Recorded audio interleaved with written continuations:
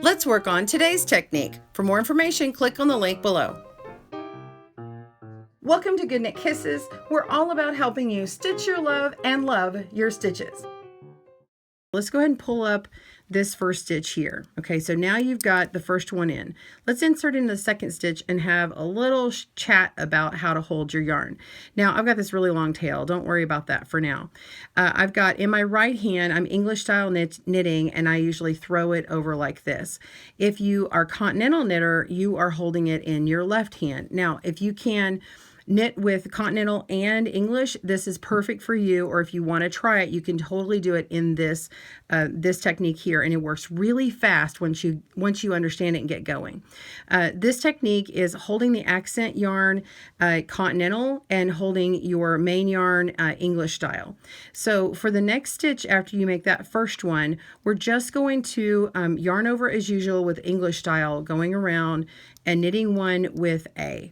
Then the next one, what we want to do is trap in or catch this B yarn in behind A, because we're going to be working for 3 stitches in A.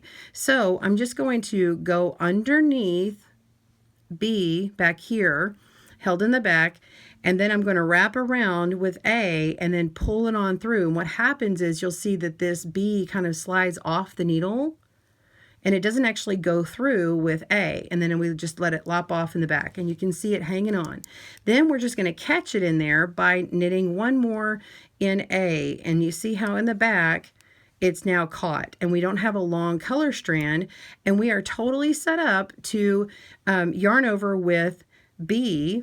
So instead of dipping underneath our needle, we're actually going to be wrapping around the needle and then pulling it on through, and now you have your next stitch.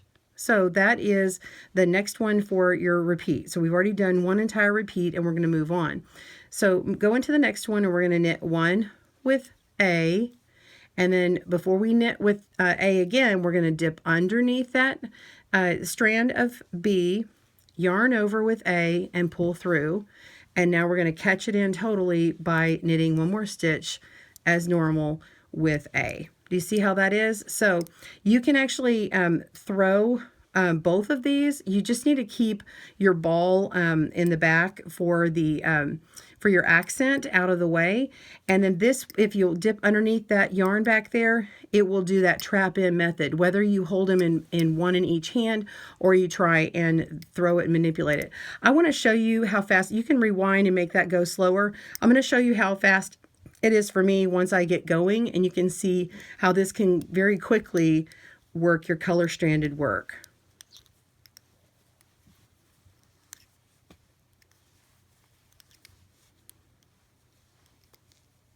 So that is 4 stitches there. So I'm knitting one, I'm catching it in the back, I'm knitting it again to finish trapping that, and then I'm yarning over and getting a knit stitch. And so I have just worked through 2 of these repeats here.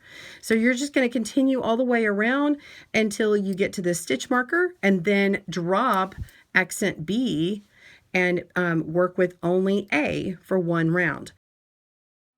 Thanks for joining us today, where we help you stitch your love and love your stitches. See you again soon.